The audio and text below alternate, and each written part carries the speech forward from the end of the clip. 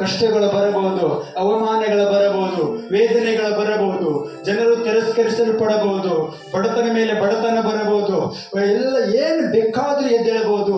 ನಿಮ್ಮಲ್ಲಿ ಕೂಗುವ ಅಸ್ತ್ರ ಇರಬೇಕು, ಕೂಗುವ ಬಾಣ ಇರಬೇಕು, ಕೂಗುವ ಶಕ್ತಿ ಇರಬೇಕು, ಕೂಗುವ ಶ್ರದ್ಧೆ ಇರಬೇಕು. ಅದನ್ನು ಒಂದು ದಿನ ಯೇಸು ನೋಡಿ, ಇಲ್ಲಿ ನನ್ನನ್ನು ನೋಡುವ ಒಬ್ಬ ಮಗಳಿದ್ದಾಳೆ, ಇಲ್ಲಿ ನೋಡುವ ಒಬ್ಬ ನನ್ನ ಮಗನಿದ್ದಾನೆ, ನಾನು ಇವನ ಬಳಿಗೆ ಹೋಗಬೇಕು, ನಾನು ಇವನ ಮೇಲೆ ದಹ ಉಳ್ಳವನಾಗಿದ್ದಾನೆ, ಇವನ ಕುಟುಂಬವನ್ನು ಮೇಲಕ್ಕೆ ತರಬೇಕು, ಇವನಿಗೆ ಸಹಾಯ ಮಾಡುವೆಲ್ಲ ಇವನು ಕೈ ಬಿಟ್ಟಿದ್ದಾರೆ, ಇವನ ವ್ಯಾಪಾರ ಎಲ್ಲ ಇವನು ಕೈ ಬಿಟ್ಟಿದ್ದಾರೆ, ಇವರ ಸಂಬಂಧಿಕರೆಲ್ಲ ಇವನು ಕೈ ಬಿಟ್ಟಿದ್ದಾರೆ, ನಾನು ಈತನ ಬಳಿಗೆ ಹೋಗಬೇಕು, ಈತನ ಜೀವಿತವನ್ನು ಮೇಲೆ ತರಬೇಕು, ಈತನಲ್ಲಿ ನಾನು ವಾಸ ಮಾಡಬೇಕು. ಎಷ್ಟು ನೋಡ್ತಾ ಇರ್ತಾನೆ, ಏನ್ ಮಾಡಬೇಕಾದ್ರೆ ನಮಗೆ ಶ್ರದ್ಧೆ ಇರಬೇಕು. ಯಾವಾಗಲೂ ಧರ್ಮಶಾಸ್ತ್ರದಲ್ಲಿ ಆನಂದ ಪಡುವವನು, ಹಗಲಿರುವ ದಾನಿಸುವನು ಎಷ್ಟೋ ಧನ್ಯನು.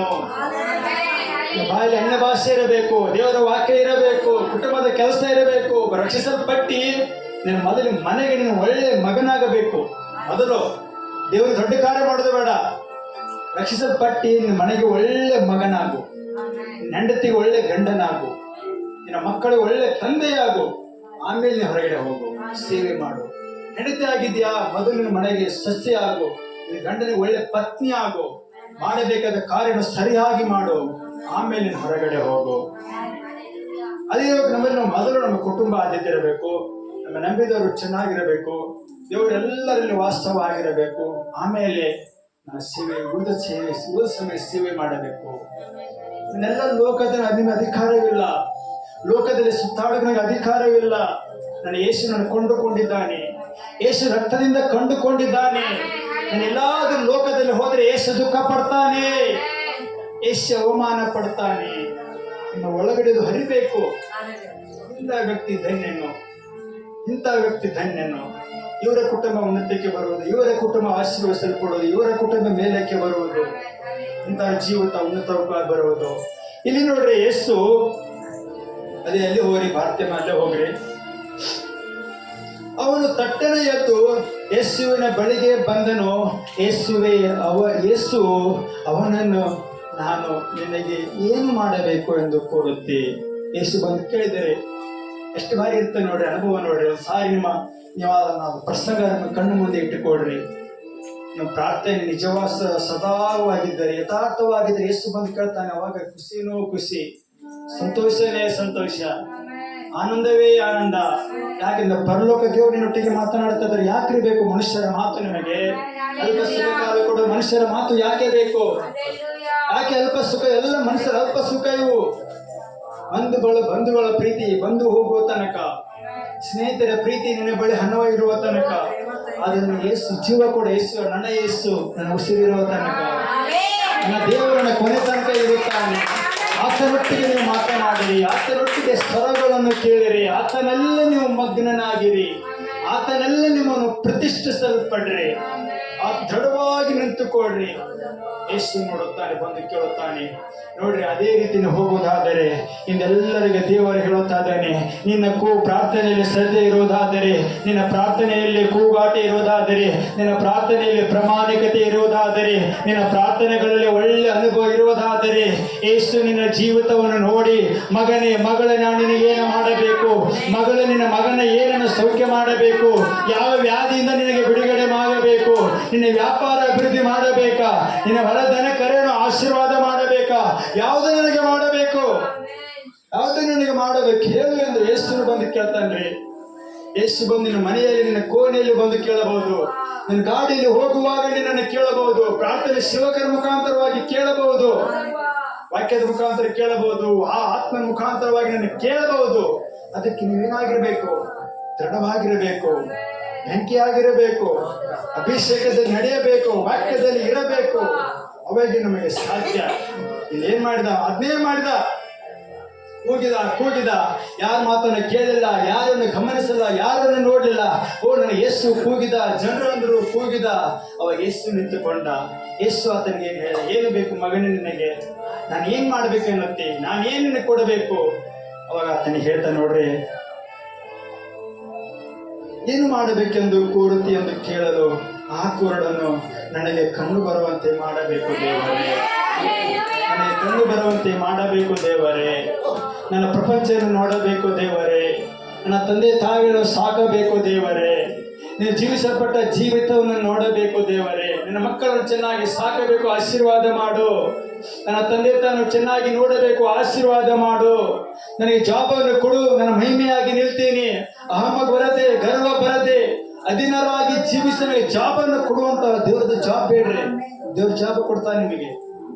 ದೇವರೇ ನೀನ್ ಜಾಬ್ ಕೊಟ್ರ ಎಲ್ಲಿ ಅಹಂ ಬರೋದಿಲ್ಲಪ್ಪ, ಎಲ್ಲಿ ನನಗೆ ಅಹಂಕಾರ ಬರೋದಿಲ್ಲಪ್ಪ.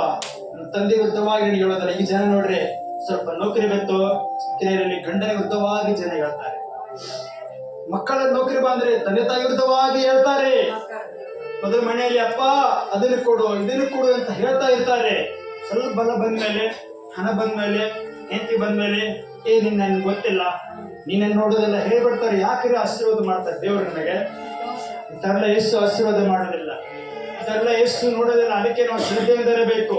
ನಾವು ಪ್ರಾರ್ಥನೆ ಮಾಡುವಾಗ ಶ್ರದ್ಧೆಯಿಂದ ಕೇಳ್ರಿ, ಯೇಸು 100ಕ್ಕೆ 100 ಯೇಸು ಕೊಡುತ್ತಾನೆ. ನೀವು ಪ್ರಾರ್ಥನೆ ಮಾಡುವುದು ವಾಕ್ಯದಲ್ಲಿ ಇರಬೇಕು, ದೇವರ ಚಿತ್ತದಲ್ಲಿ ಇರಬೇಕು. ಅವಾಗ ಪ್ರಾರ್ಥನೆ ಮಾಡ್ರಿ, ಯೇಸು ಪ್ರಾರ್ಥನೆ ಕೊಡುತ್ತಾನೆ. ಇಲ್ಲ ಸ್ಥಳದಲ್ಲೆಲ್ಲ ಪ್ರಾರ್ಥನೆ ಮಾಡಿದ್ರೆ ಉಪಯೋಗ ಇಲ್ಲ. Hallelujah, hallelujah, hallelujah. ಏನು ಮಾಡಬೇಕೆಂದು ಕೋರ್ತಿ, ನನಗೆ ಕಣ್ಣು ಬರುವಂತೆ ಮಾಡು. ಓದ್ರಿ ಅದನ್ನೇ ಹಾಗೆ 52ನೇ ವಚನ ಓದ್ರಿ. ಗುರುವೇ ಅಂದನು ಅವನ ನಂಬಿಕೆ ನಿನ್ನನ್ನು ಸ್ವಸ್ಥ ಮಾಡಿದೆ ಹೇಳಿದನು. ಕೂಡಲೇ ಅವನಿಗೆ ಕಣ್ಣು ಬಂದವು. ಅವನು ಆ ದಾರಿಯಲ್ಲಿ ಆತನ ಹಿಂದೆ ನೋಡ್ರಿ, ಶ್ರದ್ಧೆಯಿಂದ ಕೂಗಿದ, ಹೋದ, ಯೇಸು ನಿಂತ, ಆತನ ದೇವರು ಕಣ್ಣು ಕೊಟ್ಟರು, ಆತನಿಂದನೇ ಹೋಗ್ಬಿಟ್ಟ. ಯೇಸುನೇ ನನ್ನ ದೇವರು, ಯೇಸುನೇ ನನ್ನ ಸುಖ, ಯೇಸುನೇ ನನಗೆ ತಂದೆ, ಯೇಸುನೇ ನನಗೆ ತಾಯಿ, ಯೇಸುನೇ ನನಗೆ ಒಡೆಯನು. 2 ವರ್ಷ ಸಾವಿರಗಳ 2 ವರ್ಷ ಈ ಮೊನ್ನೆ ನಾನು ಸಾಯ್ತಾ ಇವರು ಬದುಕಿದಲ್ಲಿ ಯೇಸು ಕಾರಣ. ಯಾವ ಕಷ್ಟ ಬಂದ್ರು ಬರ್ಲಿ. ಎಲ್ಲೋ ನನ್ನ ಪಾಪದ ಸತ್ಯದಿಂದ ಯಾಕೆ ಕೇಳ್ತಾರೆ ನಮ್ಮಂದ್ರೆ? ಎಲ್ಲೋ ಪಾಪದ ಹಳೆ ಜೀವಿತ ಪಾಪ ಆಗಿತ್ತು, ಸತ್ಯದಿಂದ ಯಾಕೆ ಕೇಳ್ತೀರಿ? ಕಷ್ಟ ಬಂದು ಓಕೆ ಎಲೆಸ್ಟಿವೆ ಸ್ತೋತ್ರ ಅಂತ ನಾವು ದೃಢವಾಗಿ ನಿರ್ಧಾರ ಮಾಡಬೇಕು. ಇಲ್ಲಿ ನೋಡ್ರಿ, ಕುರುಡು ಬಾರ್ತೆಮನು ಶ್ರದ್ಧೆಯಿಂದ ಕೂಗುವಾಗ ಆ ಗುರುವೇ ಅಂದನು, ಯೇಸು ಅವನಿಗೆ, ಹೋಗು, ನಿನ್ನ ನಂಬಿಕೆ ನಿನ್ನನ್ನು ಸ್ವಸ್ಥ ಮಾಡಿತು. ಇದು ನಿಮ್ಮಲ್ಲಿ ನಂಬಿಕೆ. ಇದು ದಾವಿದನ ಹಾಗೆ, ಬಾರ್ತಿಮನ ಹಾಗೆ, ಅವನ ಹಾಗೆ ನಿಮ್ಮಲ್ಲಿ ಕಷ್ಟ ಇರಬಹುದು, ಶೋಧನೆ ಇರಬಹುದು, ರೋಗಗಳು ಇರಬಹುದು, ಅವಘಡಗಳು ಇರಬಹುದು. ನಿಮ್ಮ ನಂಬಿಕೆ ಏನು? ಆಗುತ್ತೋ ಇಲ್ಲವಂದ್ರೆ ಅದು ಆಗೋದಿಲ್ಲ, ಆಗುತ್ತೆ ಎಂದರೆ ಅದು ಆಗುತ್ತೆ, ಬಿಟ್ಟು ಹೋಗುತ್ತೆ ಅಂದ್ರೆ ಅದು ಬಿಟ್ಟು ಹೋಗುತ್ತೆ, ಆಗುದಿಲ್ಲ ಅಂದ್ರೆ ಅದು ಆಗೋದೇ ಇಲ್ಲ. ಯೇಸು ವಾಕ್ಯ ಹೇಳುತ್ತೆ ನೋಡಿ, ಯೇಸು ಹೇಳ್ತಾ ಇದ್ದಾನೆ, ನಿನ್ನ ನಂಬಿಕೆ ನಿನ್ನನ್ನು ಸ್ವಸ್ಥ ಮಾಡಿತು. ಏನ್ ಮಾಡ್ತು? ನಿನ್ನ ನಂಬಿಕೆನೇ ನಿನ್ನ ಮೇಲೆ ಸ್ವಸ್ಥ ಮಾಡಿತ್ತು. ಯೇಸು ಎಲ್ಲಿ ಇಲ್ಲ, ಮೂರ್ತಿಯಲ್ಲಿಲ್ಲ, ಯೇಸು ಯಾವುದು ಬಟ್ಟೆಗಳಲ್ಲಿಲ್ಲ, ನಂಬಿಕೆಯಲ್ಲಿ ಯೇಸು ಇದ್ದಾನೆ. ಅದಕ್ಕೆ ಶೋಧನೆ ಎದುರಿಸುತ್ತಿದ್ದರು, ದೃಢವಾಗಿ ಇದ್ದು ನಂಬಿಕೆಯಿಂದ ನಿರೂಪಿಸು. ರಾತ್ರಿ ವಾಕ್ಯ ಇತ್ತಲ್ಲ, ನಿಮ್ಮ ಶೋಧನೆ ಎದುರಿಸುತ್ತಿದ್ದರೂ ಕೂಡ ದೃಢವಾಗಿ ಇದ್ದು ನಂಬಿಕೆಯಿಂದ ಎದುರಿಸು.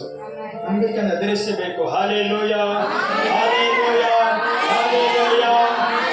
ನೋಡಿ, ಬಾರ್ತಿಮನು ಎಲ್ಲವನ್ನು ಕಳೆದುಕೊಂಡು ಸಾಧಾರಣವಾಗಿ ಜೀವಿಸುತ್ತಿದ್ದಾನ. ಇಂದು ಯೇಸು ಹೇಳೋದಿಲ್ಲ ಹಾಗೆ. ಯಾಕೆ ನಾನು ಹೇಳಿದ್ದೇನಲ್ಲ, ಯಾರ ಮನೆಗೆ ಏನಾದ್ರೆ ನನಗೇನು ಅಂತ ಪ್ರಪಂಚ ಇದೆ ಅಲ್ರಿ. ಈಗ ಪಕ್ಕದ ಮನೆ ಶಾಂತವಾಗಿದೆ, ಪಕ್ಕದ ಮನೆ ಖುಷಿ ಆಗಿದ್ದಾನೆ, ನೋಡಿ ಹಿಂಗೆ ಹೋಗ್ಬಿಡ್ತಾನೆ.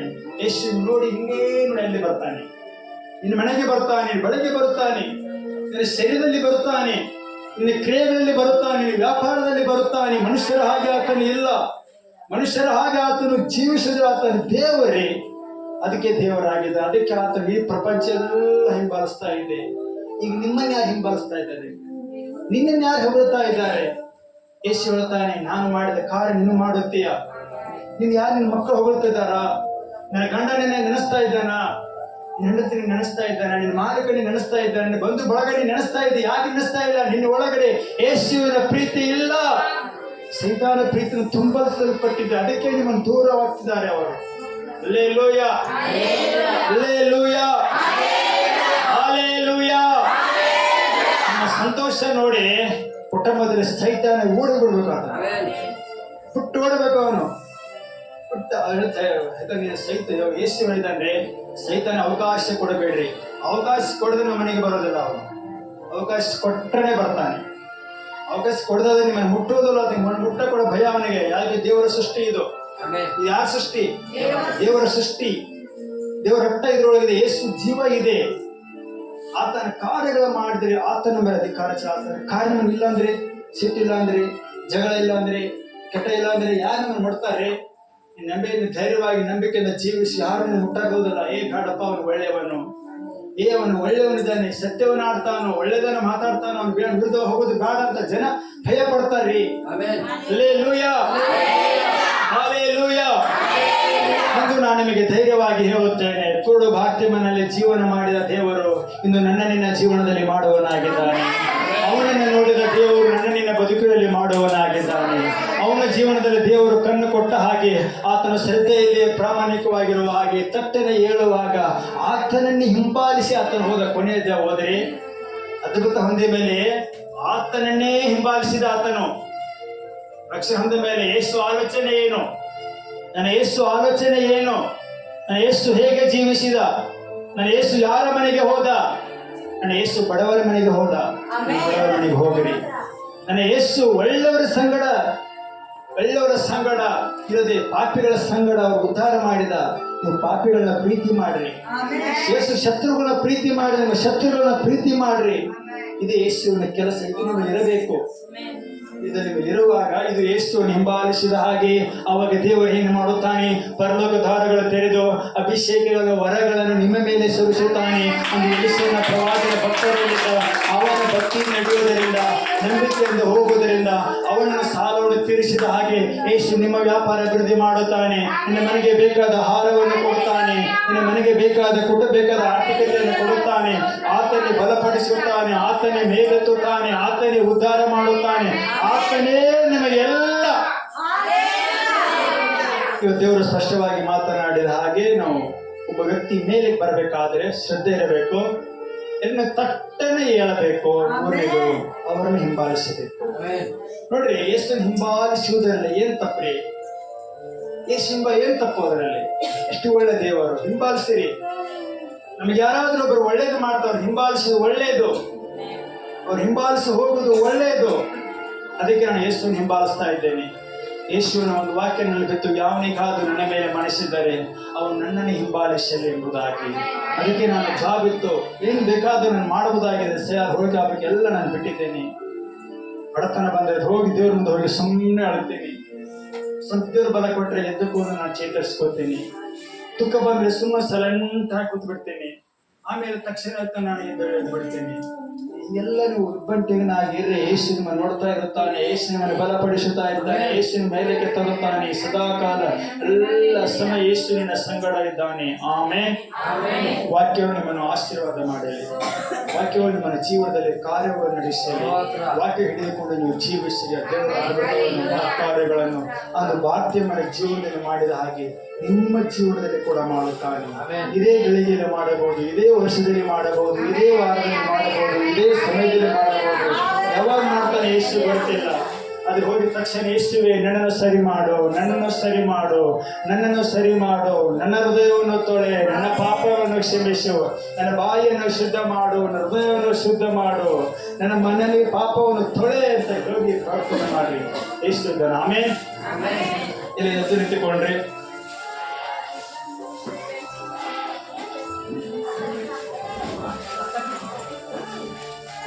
ನಿಂತುಕೊಂಡು ಇದು ಕರ್ತನ ಆಶೀರ್ವಾದ. ಇದುವರೆಗೆ ವಾಕ್ಯಗಳನ್ನು ನೀವೇನ್ ಮಾಡಿದರೆ ದಾವುಳ್ಳವರಾಗಿ ಕೇಳಿದರೆ, ಇವಾಗ ಯೇಸುನೇ ನಿಮ್ಮನ್ನು ಮುಟ್ಟುತ್ತಾನೆ. ಯೇಸುನೇ ನಿಮ್ಮನ್ನು ಮುಟ್ಟುತ್ತಾನೆ. ಯೇಸುನೇ ನಿಮ್ಮನ್ನು ಮುಟ್ಟುತ್ತಾನೆ. ನೀವೆಲ್ಲರೂ ಸೇರಿಕೊಂಡು ಕಾದು ಕುಳಿತವರಾಗೋಣ. ಹಾಗೆ ಇದ್ದ ಜಾಗದಲ್ಲಿ ಕಣ್ಣುಗಳನ್ನು ಮುಚ್ಚಿಕೊಂಡು 10 ನಿಮಿಷಗಳ ಕಾಲದ ಮೇಲೆ ಇರುತ್ತದೆ. Hallelujah, hallelujah, hallelujah, hallelujah, hallelujah, hallelujah, hallelujah, hallelujah. ನೀವೆಷ್ಟು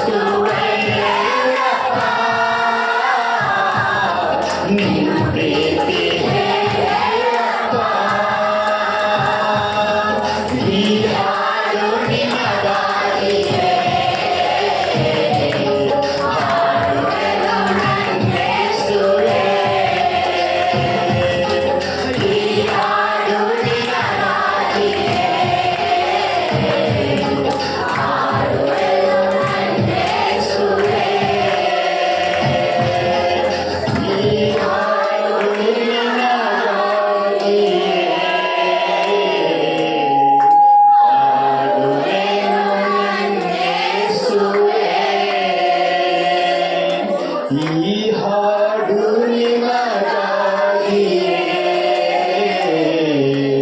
ಹಾಡುವೆನು ಯೇಸುವೇ. ಹಾಗೆ ಕಣ್ಣುಗಳು ಮುಚ್ಚಿಕೊಡ್ರಿ. ಇದು ಕರ್ತನ ನಮ್ಮನ್ನು ಮುಟ್ಟುವಂತಹ ಸಮಯ, ಇದು ಕರ್ತನ ನಮ್ಮನ್ನು ನೋಡುವಂತಹ ಸಮಯವಿದು. ಎಲ್ಲರೂ ಹಾಗೆ ಕಣ್ಣುಗಳು ಮುಚ್ಚಿಕೊಂಡು